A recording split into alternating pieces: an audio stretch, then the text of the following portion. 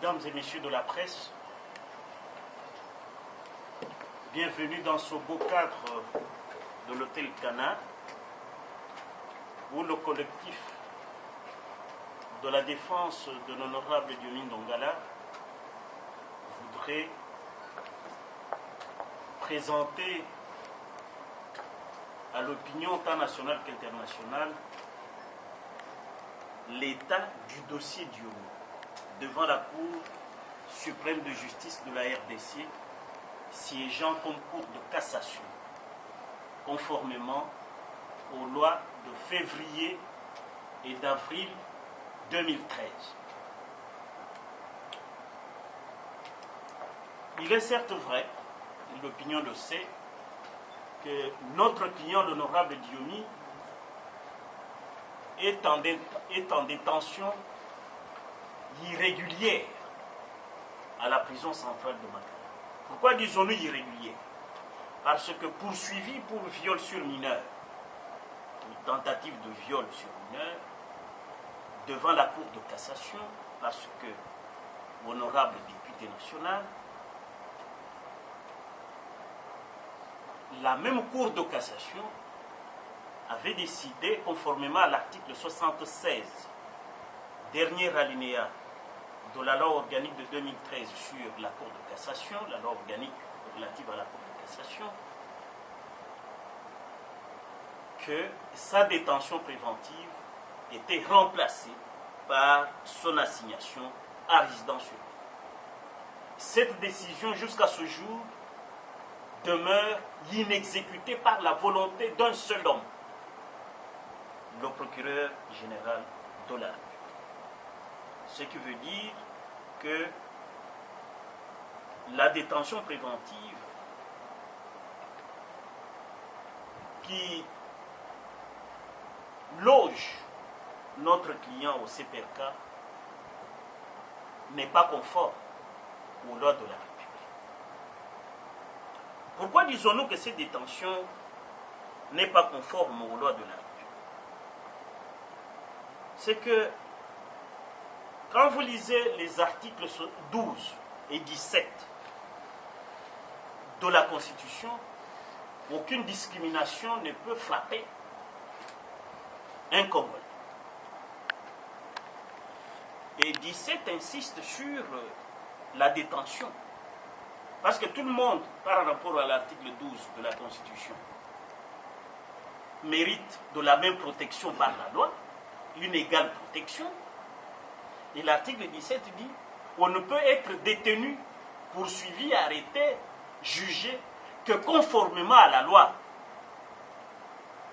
Or, la loi, nous vous l'avons dit, l'article 76 de la procédure devant la Cour de cassation, notamment en ce qui concerne les honorables députés, dit que ces genres de personnalités ou de personnages poursuivis ne peuvent, leur détention préventive est remplacée, on ne dit même pas peut être, on dit est remplacée par l'assignation à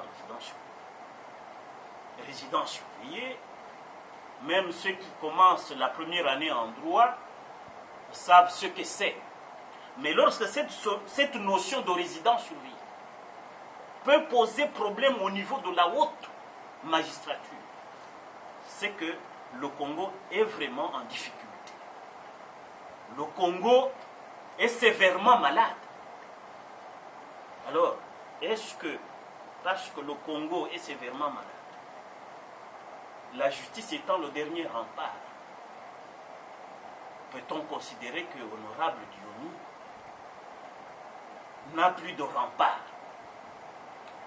Voilà pourquoi nous disons que cette détention-là est tirée. Mais ça ne s'arrête pas là. Lorsque la Cour voudrait examiner le dossier,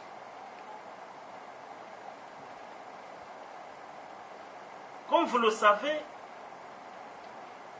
la Cour de cassation juge le député national conformément à l'article 93 de la loi du 11 avril 2013, qui est le nouveau code d'organisation et compétences judiciaires, dont l'article 156 a abrogé l'ancien code d'organisation de compétences judiciaires dont l'article 54 démontrait, organiser comment on peut comparaître devant la Cour suprême de justice.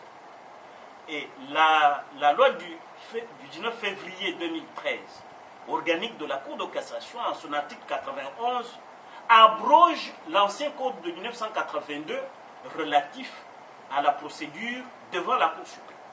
Ce qui voudrait dire qu'aujourd'hui, si la Cour suprême siège comme Cour de cassation, elle ne peut se conformer qu'à ces deux lois de 2013,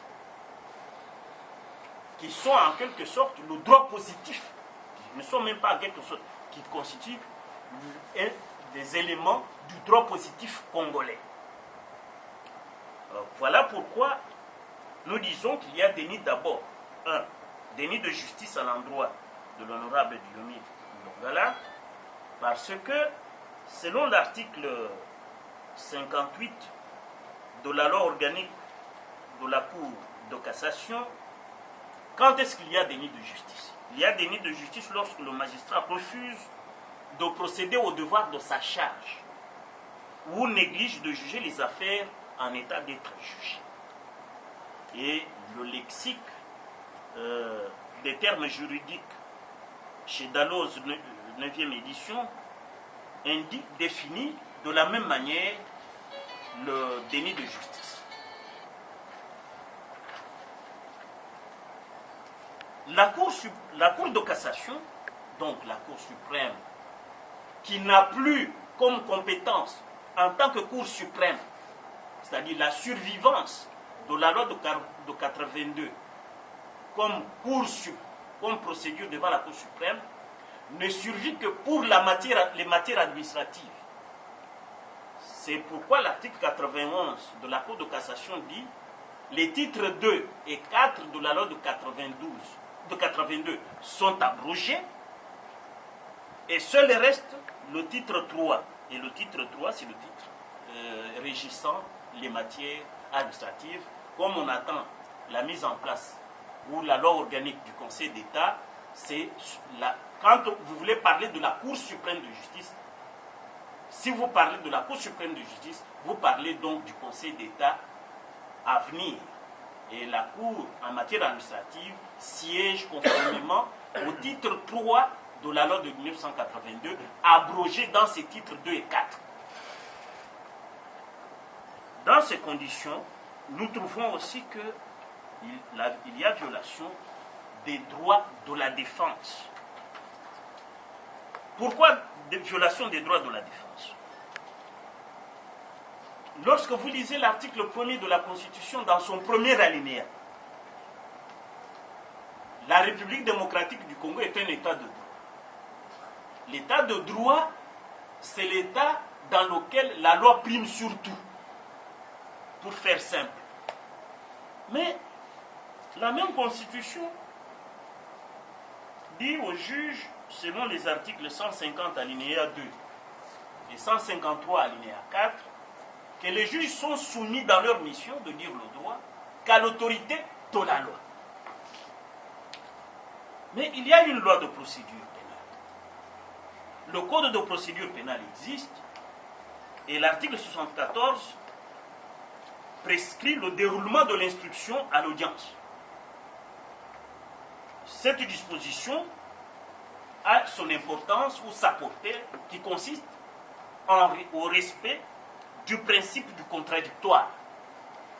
Dans cette affaire, malheureusement, vous le verrez, et nous sommes en train d'y arriver, au lieu que l'audience soit publique conformément à l'article 20 de la Constitution, pour cette affaire seulement, la Cour décrète le huis clos.